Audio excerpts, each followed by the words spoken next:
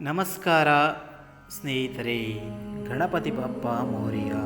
ಪ್ರತಿ ವರ್ಷ ಗಣೇಶ ಚತುರ್ಥಿ ಬಂದಾಗ ನಮ್ಮ ಮನೆಗಳಲ್ಲಿ, ದೇವಸ್ಥಾನಗಳಲ್ಲಿ ಮತ್ತು ಸಾರ್ವಜನಿಕ ಸ್ಥಳಗಳಲ್ಲಿ ಗಣೇಶನ ಮೂರ್ತಿಯನ್ನು ಪ್ರತಿಷ್ಠಾಪಿಸಿ ಅತ್ಯಂತ ಭಕ್ತಿಯಿಂದ ಪೂಜೆ ಮಾಡುತ್ತೇವೆ.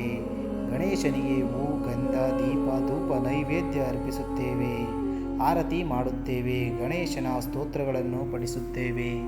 ಆದರೆ ಕೆಲವೇ ದಿನಗಳ ನಂತರ ಅದೇ ಗಣೇಶನ ಮೂರ್ತಿಯನ್ನು ಮೆರವಣಿಗೆ ತೆಗೆದುಕೊಂಡು ಹೋಗಿ ನೀರಿನಲ್ಲಿ ವಿಸರ್ಜನೆ ಮಾಡುತ್ತೇವೆ. ಇಲ್ಲಿ ಸಹಜವಾಗಿಯೇ ಒಂದು ಪ್ರಶ್ನೆ ಬರುತ್ತದೆ. ದೇವರನ್ನು ಇಷ್ಟು ಭಕ್ತಿಯಿಂದ ಮನೆಗೆ ಕರೆದುಕೊಂಡು ಬಂದು ಪೂಜೆ ಮಾಡಿದೆವು, ಮತ್ತೆ ಏಕೆ ನೀರಿನಲ್ಲಿ ವಿಸರ್ಜನೆ ಮಾಡಬೇಕು? ದೇವರನ್ನು ನೀರಿನಲ್ಲಿ ಮುಳುಗಿಸುವುದು ಎಂದರೇನು? ಇದರ ಹಿಂದೆ ನಿಜವಾದ ಸನಾತನ ಧರ್ಮದ ಅರ್ಥವೇನು? ಪುರಾಣಗಳಲ್ಲಿ ಇದರ ಬಗ್ಗೆ ಏನು ಹೇಳಲಾಗಿದೆ? ಇದು ಕೇವಲ ಒಂದು ಆಚರಣೆಯ ಪ್ರಶ್ನೆಯಲ್ಲ. ಇದರ ಹಿಂದೆ ದೇವರ ಸ್ವರೂಪ, ಮೂರ್ತಿ, ಆರಾಧನೆ, ಪ್ರಕೃತಿ, ಪಂಚಭೂತಗಳು, ಆತ್ಮ ಮತ್ತು ಪರಬ್ರಹ್ಮದ ಬಗ್ಗೆ ಸನಾತನ ಧರ್ಮ ನೀಡುವ ಬಹಳ ಆಳವಾದ ತತ್ವವನ್ನು ಅಡಗಿದೆ. ಮೊದಲನೆಯದಾಗಿ ಒಂದು ವಿಷಯವನ್ನು ಸ್ಪಷ್ಟವಾಗಿ ಅರ್ಥ ಮಾಡಿಕೊಳ್ಳಬೇಕು. ಗಣೇಶನ ಮೂರ್ತಿ ಮತ್ತು ಗಣೇಶ ತತ್ವ ಎರಡೂ ಒಂದೇ ವಿಷಯವಲ್ಲ. ಮೂರ್ತಿ ನಮಗೆ ದೇವರನ್ನು ಕಾಣಲು, ಧ್ಯಾನಿಸಲು ಮತ್ತು ಭಕ್ತಿಯಿಂದ ಆರಾಧಿಸಲು ಸಹಾಯ ಮಾಡುತ್ತದೆ. ಒಂದು ಪವಿತ್ರ ರೂಪ. ದೇವರು ಕೇವಲ ಆ ಮಣ್ಣಿನ ಮೂರ್ತಿಯೊಳಗೆ ಸೀಮಿತನಾಗಿದ್ದಾನೆ ಎಂಬುದು ಸನಾತನ ಧರ್ಮದ ಮೂಲ ಭಾವನೆಯಲ್ಲ. ಇದಕ್ಕೆ ಮೊದಲ ಅಥರ್ವ ಶೀರ್ಷೆಯಲ್ಲಿ ಅತ್ಯಂತ ಆಳವಾದ ವಿವರಣೆ ಸಿಗುತ್ತದೆ. ಗಣಪತಿ ಅಥರ್ವ ಶೀರ್ಷೆಯಲ್ಲಿ ಹೇಳಲಾಗುತ್ತದೆ: ಓಂ ನಮಸ್ತೆ ಗಣಪತಯೇ ತ್ವಮೇವ ಪ್ರತ್ಯಕ್ಷಂ ತ್ವಮಸಿ ತ್ವಮೇವ ಕೇವಲಂ ಕರ್ತಾಸಿ ತಮೇವ ಕೇವಲಂ ಧರ್ತಾಸಿ ತ್ವಮೇವ ಕೇವಲಂ ಹರ್ತಾಸಿ ತ್ವಮೇವ ಸರ್ವಂ ಕಲ್ವಿದ್ವಂ ಬ್ರಹ್ಮಾಸ್ಮಿ ತ್ವಂ ಸಾಕ್ಷಾತ್ಮಾಸ್ಮಿ ನಿತ್ಯಂ. ಇದರ ಭಾವನಾರ್ಥವೇನೆಂದರೆ, ಏ ಗಣಪತಿ, ನೀನೇ ಪ್ರತ್ಯಕ್ಷ ತತ್ವ, ನೀನೇ ಕರ್ತೃ, ಧರ್ತೃ ಮತ್ತು ಹರ್ತೃ. ಈ ಪೂರ್ಣ ಜಗತ್ತಿನ ಬ್ರಹ್ಮತತ್ವವು ನೀನೇ ನಿತ್ಯ ಆತ್ಮಸ್ವರೂಪ. ಆದರೆ ಗಣೇಶನನ್ನು ಕೇವಲ ಒಂದು ಆನೆಯ ಮುಖವಿರುವ ದೇವತೆಯಾಗಿ ಮಾತ್ರ ನೋಡುವುದಲ್ಲ. ಗಣಪತಿ ಉಪಾಸನೆಯಲ್ಲಿ, ಉನ್ನತ ತತ್ವದಲ್ಲಿ ಗಣೇಶನನ್ನು ಪರಬ್ರಹ್ಮದ ಪ್ರತೀಕವಾಗಿಯೂ ಕಾಣಿಸುತ್ತಾನೆ. ಗಣಪತಿ ಅಥರ್ವ ಶೀರ್ಷೆಯಲ್ಲಿ ಗಣೇಶನನ್ನು ಬ್ರಹ್ಮ ಮತ್ತು ಆತ್ಮತತ್ವದೊಂದಿಗೆ ಗುರುತಿಸಲಾಗಿದೆ. ಹಾಗಾದರೆ ನಾವು ಗಣೇಶನನ್ನು ಮಣ್ಣಿನಿಂದ ಮಾಡಿ ಏಕೆ ಕೂರಿಸುತ್ತೇವೆ? ಇದನ್ನು ಒಂದು ಸರಳ ಉದಾಹರಣೆಯಿಂದ ಅರ್ಥ ಮಾಡಿಕೊಳ್ಳೋಣ. ನಾವು ಆಕಾಶವನ್ನು ಕೈಯಲ್ಲಿ ಹಿಡಿಯಲು ಸಾಧ್ಯವಿಲ್ಲ, ಗಾಳಿಯನ್ನು ಕಣ್ಣಿನಿಂದ ನೋಡಲು ಸಾಧ್ಯವಿಲ್ಲ.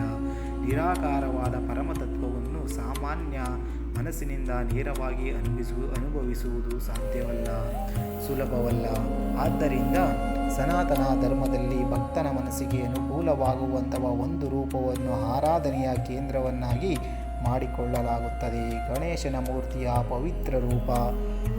ಗಣೇಶ ಚತುರ್ಥಿಯ ಸಂದರ್ಭದಲ್ಲಿ ಹೊಸ ಮೂರ್ತಿಯನ್ನು ತಂದು ಆಹ್ವಾನೆ ಮತ್ತು ಪ್ರತಿಷ್ಠಾಪನೆ ಮಾಡಿ ಪೂಜೆ ಸಂಪ್ರದಾಯವಿದೆ. ಪೂಜಾ ವಿಧಾನದಲ್ಲಿ ಗಣೇಶನನ್ನು ಮೂರ್ತಿಯ ಮುಂದೆ ಆಹ್ವಾನೆ ಮಾಡಿ ಪ್ರತಿಷ್ಠಾಪಿಸಿ ನಂತರ ಷೋಡೋಪಚಾರ ಮೂಲಕ ಪೂಜಿಸಲಾಗುತ್ತದೆ.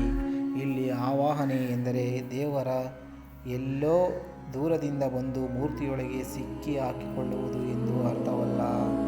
ಭಕ್ತಿಯ ಭಾಷೆಯಲ್ಲಿ ಇದರ ಅರ್ಥ: ಹೇ ಗಣಪತಿಯೇ, ನೀನು ಸರ್ವವ್ಯಾಪ್ತಿಯಾದರೂ ನನ್ನ ಭಕ್ತಿಯನ್ನು ಸ್ವೀಕರಿಸಲು ಈ ರೂಪದಲ್ಲಿ ನಿನ್ನ ಸಾನ್ನಿಧ್ಯದಲ್ಲಿ ನಾನು ಅನುಭವಿಸುತ್ತೇನೆ. ನನ್ನ ಪೂಜೆಯನ್ನು ಸ್ವೀಕರಿಸು ಎಂಬುದು. ಅದಕ್ಕಾಗಿಯೇ ಗಣೇಶನನ್ನು ಮನೆಗೆ ಕೂರಿಸಿದ ನಂತರ ನಾವು ಅವರನ್ನು ಸಾಮಾನ್ಯ ಮಣ್ಣಿನ ವಸ್ತುವಿನಂತೆ ನೋಡುವುದಿಲ್ಲ.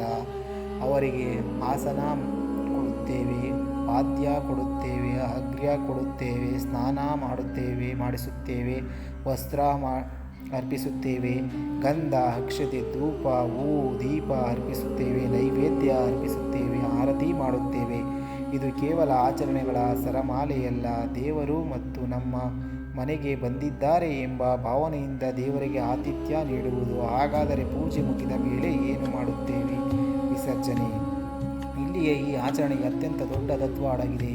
ವಿಸರ್ಜನೆ ಎಂದರೆ ಗಣೇಶನನ್ನು ನೀರಿಗೆ ಎಸೆದು ಬಿಡುವುದು ಅಲ್ಲ, ಅದು ವಿದಾಯ, ಅದು ಪೂಜೆಯ ಸಮಾಪ್ತಿ, ಅದು ರೂಪದಿಂದ ತತ್ವದ ಕಡೆಗೆ ಸಾಗುವ ಒಂದು ಆಧ್ಯಾತ್ಮಿಕ ಸಂಕೇತ. ಪೂಜೆಯ ಆರಂಭದಲ್ಲಿ ನಾವು ದೇವರನ್ನು ಆಹ್ವಾನ ಮಾಡುತ್ತೇವೆ. ಪೂಜೆಯ ಸಮಯದಲ್ಲಿ ದೇವರ ಸಾನ್ನಿಧ್ಯವನ್ನು ಅನುಭವಿಸುತ್ತೇವೆ.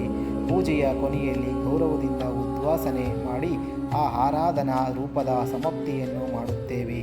ಗಣೇಶ ಚತುರ್ಥಿ ಪೂಜಾ ಸಂಪ್ರದಾಯಗಳಲ್ಲಿ ಉತ್ತರ ಪೂಜೆ ಮತ್ತು ನಂತರ ವಿಸರ್ಜನಾ ವಿಧಾನವು ವಿವರಿಸಲ್ಪಟ್ಟಿದೆ. ಇದನ್ನು ಮತ್ತೊಂದು ಸರಳ ಉದಾಹರಣೆಯಿಂದ ನಾವು ಅರ್ಥ ಮಾಡಿಕೊಳ್ಳಬಹುದು. ನಮ್ಮ ಮನೆಗೆ ಬಂದ ಒಬ್ಬ ಗೌರವಾನ್ವಿತ ಅತಿಥಿ ಬಂದರೆ ಎಂದುಕೊಳ್ಳಿ. ನಾವು ಅವರನ್ನು ಪ್ರೀತಿಯಿಂದ ಮನೆಗೆ ಕರೆದುಕೊಂಡು ಬರುತ್ತೇವೆ, ಆಸನ ಕೊಡುತ್ತೇವೆ, ಊಟ ಕೊಡುತ್ತೇವೆ, ಗೌರವಿಸುತ್ತೇವೆ, ಅವರೊಂದಿಗೆ ಸಮಯ ಕಳೆಯುತ್ತೇವೆ. ನಂತರ ಅವರು ಹೊರಡುವ ಸಮಯ ಬಂದಾಗ ಗೌರವದಿಂದ ಬೀಳ್ಕೊಡಿಸುತ್ತೇವೆ.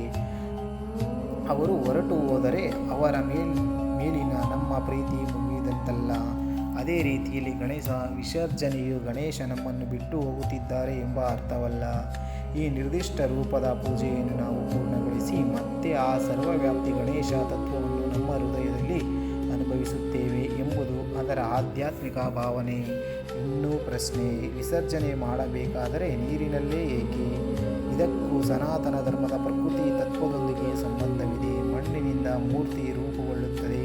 ಆ ಮಣ್ಣಿಗೆ ನಾವು ದೇವರ ರೂಪ ನೀಡುತ್ತೇವೆ, ಪೂಜೆ ಮಾಡುತ್ತೇವೆ. ನಂತರ ಆ ಮೂರ್ತಿಯನ್ನು ನೀರಿಗೆ ಸಮರ್ಪಿಸುತ್ತೇವೆ. ನೀರು ಮಣ್ಣಿನ ರೂಪವನ್ನು ಮತ್ತೆ ಪ್ರಕೃತಿಯೊಂದಿಗೆ ಸೇರಿಸುತ್ತದೆ. ಇದು ಒಂದು ಅದ್ಭುತವಾದ ಸಂಕೇತವನ್ನು ನೀಡುತ್ತದೆ. ರೂಪ ಬದಲಾಗುತ್ತದೆ, ತತ್ವ ಉಳಿಯುತ್ತದೆ. ಮಣ್ಣು ಇತ್ತು, ಮಣ್ಣಿನಿಂದ ಗಣೇಶ ರೂಪವಾಯಿತು. ಆ ರೂಪವನ್ನು ನಾವು ದೇವರಾಗಿ ಪೂಜಿಸಿದೆವು. ನಂತರ ಆ ರೂಪ ಮತ್ತೆ ಮಣ್ಣಿನ ಸ್ವರೂಪಕ್ಕೆ ಮರಳಿತು. ಆದರೆ ಪ್ರಕೃತಿಯಿಂದ ಬಂದದ್ದು ಪ್ರಕೃತಿಯಲ್ಲೇ ಲೀನವಾಯಿತು. ಗಣಪತಿಯ ಅಥರ್ವ ಶೀರ್ಷೆಯಲ್ಲಿ ಗಣೇಶನನ್ನು ಭೂಮಿ, ಜಲ, ಅಗ್ನಿ, ವಾಯು ಮತ್ತು ಆಕಾಶದೊಂದಿಗೆ ಸಂಬಂಧಿಸುವ ತತ್ವವನ್ನು ಕಾಣಬಹುದು. ಜಗತ್ತು ಗಣೇಶನಿಂದ ಉದ್ಭವಿಸಿ ಅವನಲ್ಲಿಯೇ ಸ್ಥಿತಿಯಾಗಿ ಅವನಲ್ಲಿಯೇ ಲಯವಾಗುತ್ತದೆ ಎಂಬ ಭಾವವೂ ಇಲ್ಲಿ ಬರುತ್ತದೆ. ಇಲ್ಲಿ ಲಯ ಎಂಬ ಪದ ಬಹಳ ಮುಖ್ಯ. ಲಯ ಎಂದರೆ ನಾಶವಾಗುವುದು ಮಾತ್ರವಲ್ಲ, ಒಂದು ರೂಪ ತನ್ನ ಮೂಲ ತತ್ವದಿಂದ ಸೇರಿಕೊಳ್ಳುವುದು. ನದಿಯ ನೀರು ಸಮುದ್ರವನ್ನು ಸೇರಿದಾಗ ನೀರು ನಾಶವಾಯಿತು ಎಂದು ಹೇಳುವುದಿಲ್ಲ. ಅದೇ ರೀತಿ ಮಣ್ಣಿನ ಗಣೇಶ ರೂಪ ನೀರಿನಲ್ಲಿ ಲೀನವಾದಾಗ ಗಣೇಶ ನಾಶವಾದರು ಎಂದು ಹೇಳುವುದು ಸನಾತನ ತತ್ವಕ್ಕೆ ಸರಿಯಾಗುವುದಿಲ್ಲ. ರೂಪ ಮಾತ್ರ ಲೀನವಾಗುತ್ತದೆ, ತತ್ವ ನಾಶವಾಗುವುದಿಲ್ಲ. ಇದು ನಮ್ಮ ಜೀವನಕ್ಕೂ ಅನ್ವಯಿಸುತ್ತದೆ. ನಾವು ಬಾಲ್ಯದಲ್ಲಿ ಒಂದು ರೂಪದಲ್ಲಿರುತ್ತೇವೆ, ಯೌವನದಲ್ಲಿ ಮತ್ತೊಂದು ರೂಪ, ವೃದ್ಧಾಪ್ಯದಲ್ಲಿ ಮತ್ತೊಂದು ರೂಪ. ದೇಹ ರೂಪ ಬದಲಾಗುತ್ತದೆ, ಆದರೆ ನಮ್ಮೊಳಗಿನ ಆತ್ಮತತ್ವದ ಬಗ್ಗೆ ಸನಾತನ ಧರ್ಮ ನೀಡುವ ವಿಚಾರವೇನೆಂದರೆ ಆತ್ಮವು ದೇಹದ ರೂಪದೊಂದಿಗೆ ಮಾತ್ರ ಸೀಮಿತವಾಗಿಲ್ಲ. ಆದ್ದರಿಂದ ಗಣೇಶ ವಿಸರ್ಜನೆ ಒಂದು ದೊಡ್ಡ ಆಧ್ಯಾತ್ಮಿಕ ಪಾಠವನ್ನು ನೀಡುತ್ತದೆ. ಈ ಜಗತ್ತಿನಲ್ಲಿ ನಾವು ಕಾಣುವ ಎಲ್ಲವೂ ಅನಿತ್ಯವಾದ ರೂಪಗಳು. ರೂಪವನ್ನು ಪ್ರೀತಿಸು, ಆದರೆ ರೂಪವನ್ನೇ ಪರಮ ಸತ್ಯ ಎಂದು ಭಾವಿಸಬೇಡ. ಗಣೇಶನನ್ನು ಮೂರ್ತಿಯಲ್ಲಿ ಪೂಜಿಸುವುದರಿಂದ ಭಕ್ತಿ ಬೆಳೆಯುತ್ತದೆ. ವಿಸರ್ಜನೆಯಿಂದ ಅನಿತ್ಯತೆಯನ್ನು ಅರಿವು ಬರುತ್ತದೆ. ಇದು ಬಹಳ ಆಳವಾದ ಸಂದೇಶ. ಇದು ಗಣೇಶನ ಪುರಾಣ ಕಥೆಗಳನ್ನು ನೋಡಿದರೆ ಗಣೇಶನು ಶಿವ ಮತ್ತು ಪಾರ್ವತಿಯ ಪುತ್ರನಾಗಿ ವಿಘ್ನಗಳನ್ನು ನಿವಾರಿಸುವ ದೇವತೆಯಾಗಿ, ಬುದ್ಧಿ ಮತ್ತು ಸಿದ್ಧಿಯೊಂದಿಗೆ ಸಂಬಂಧ ಹೊಂದಿರುವ ದೇವತೆಯಾಗಿ ವಿವಿಧ ಪುರಾಣ ಮತ್ತು ಸಂಪ್ರದಾಯಗಳಲ್ಲಿ ಪ್ರಸಿದ್ಧನಾಗಿದ್ದಾನೆ. ಗಣೇಶನಿಗೆ ವಿಘ್ನೇಶ್ವರ ಎಂಬ ಹೆಸರು ಬಂದಿದೆ, ಆದರೆ ವಿಘ್ನಗಳ ಅಧಿಪತಿ. ಆದರೆ ಇಲ್ಲಿ ಒಂದು ಸುಂದರವಾದ ತತ್ವವಿದೆ. ನಾವು ಗಣೇಶನನ್ನು ಪೂಜಿಸುವಾಗ ಕೇವಲ ಹೊರಗಿನ ಆಚರಣೆಗಳನ್ನು ತೆಗೆದುಹಾಕು ಎಂದು ಹೇಳುವುದಲ್ಲ. ನಮ್ಮೊಳಗಿನ ಅಜ್ಞಾನ, ಅಹಂಕಾರ, ಅಸಮಯ, ತಪ್ಪು ನಿರ್ಧಾರ ಮತ್ತು ಮನಸ್ಸಿನ ಗೊಂದಲಗಳು ದೂರವಾಗಲಿ ಎಂದು ಪ್ರಾರ್ಥಿಸುತ್ತೇವೆ. ಆದ್ದರಿಂದ ಗಣೇಶನು ಯಾವುದೇ ಶುಭ ಕಾರ್ಯದ ಆರಂಭದಲ್ಲಿ ಮೊದಲು ಪೂಜಿಸಲ್ಪಡುವ ದೇವತೆ. ಮೊದಲು ಬುದ್ಧಿ ಸರಿಯಾಗಲಿ, ನಂತರ ಕಾರ್ಯ ಆರಂಭವಾಗಲಿ ಎಂಬ ಸಂದೇಶವು ಇದರ ಹಿಂದೆ ಇದೆ. ಗಣಪತಿ ಅಥರ್ವ ಶೀರ್ಷೆ ಗಣೇಶನನ್ನು ಜ್ಞಾನ, ಚೈತನ್ಯ, ಆನಂದ ಮತ್ತು ಬ್ರಹ್ಮತತ್ವದೊಂದಿಗೆ ಸಂಪರ್ಕಿಸುತ್ತೇವೆ. ಇನ್ನೂ ಒಂದು ಬಹಳ ಮುಖ್ಯವಾದ ವಿಚಾರವನ್ನು ಇಲ್ಲಿ ಹೇಳಲೇಬೇಕು. ಇಂದು ನಾವು ನೋಡುವ 10 ದಿನಗಳ ದೊಡ್ಡ ಗಣೇಶೋತ್ಸವ ಆಚರಣೆಯನ್ನು ಪ್ರಾಚೀನ ಕಾಲದ ಪ್ರತಿಯೊಂದು ಮನೆಯಲ್ಲೂ ಇದೇ ರೀತಿಯಲ್ಲಿ ಆಚರಿಸಲಾಗುತ್ತಿತ್ತು ಎಂದು ಹೇಳುವುದು ಸರಿಯಾಗುವುದಿಲ್ಲ. ಗಣೇಶ ಚತುರ್ಥಿಯ ಆಚರಣೆಯ ಕಾಲಕ್ರಮೇಣ ವಿವಿಧ ಪ್ರದೇಶಗಳಲ್ಲಿ ವಿವಿಧ ರೀತಿಯಲ್ಲಿ ಬೆಳೆಯಿತು. ಕೆಲವು ಸಂಪ್ರದಾಯಗಳು ಒಂದೇ ದಿನ ಅಥವಾ ಒಂದೂವರೆ ದಿನದಲ್ಲಿ ವಿಸರ್ಜನೆ ಮಾಡುತ್ತಾರೆ. ಕೆಲವರು 3 ದಿನ, ಕೆಲವರು 5 ದಿನ, ಕೆಲವರು 7 ದಿನ, ಇನ್ನೂ ಕೆಲವರು ಅನಂತ ಚತುರ್ಥಿ ಎಂದು ವಿಸರ್ಜನೆ ಮಾಡುತ್ತಾರೆ. ಆದರೆ ಒಂದೇ ದಿನವೇ ವಿಸರ್ಜನೆ ಮಾಡಬೇಕು ಅಥವಾ 10ನೇ ದಿನವೇ ವಿಸರ್ಜನೆ ಮಾಡಬೇಕು ಎಂಬುದು ಎಲ್ಲಿ ಹಿಂದೂ ಸಂಪ್ರದಾಯಗಳ ಒಂದೇ ರೀತಿಯ ಕಡ್ಡಾಯ ನಿಯಮ ಎಂದು ಹೇಳಲಾಗುವುದಿಲ್ಲ. ಕುಟುಂಬದ ಸಂಪ್ರದಾಯ, ಸ್ಥಳೀಯ ಆಚರಣೆ ಮತ್ತು ಪೂಜಾ ಪದ್ಧತಿಯ ಪ್ರಕಾರ ವ್ಯತ್ಯಾಸಗಳಿವೆ. ಇನ್ನೊಂದು ಮುಖ್ಯ ವಿಷಯ, ಮನೆಯಲ್ಲಿ ವರ್ಷಪೂರ್ತಿ ಪ್ರತಿಷ್ಠಾಪಿಸಿ ಪ್ರತಿನಿತ್ಯ ಮಾಡುವ ಗಣೇಶ ವಿಗ್ರಹ ಮತ್ತು ಗಣೇಶ ಚತುರ್ಥಿಗೆ ವಿಶೇಷವಾಗಿ ತಂದು ಪ್ರತಿಷ್ಠಾಪಿಸುವ ಮಣ್ಣಿನ ಮೂರ್ತಿ ಒಂದೇ ರೀತಿಯ ಆಚರಣೆಯಲ್ಲ.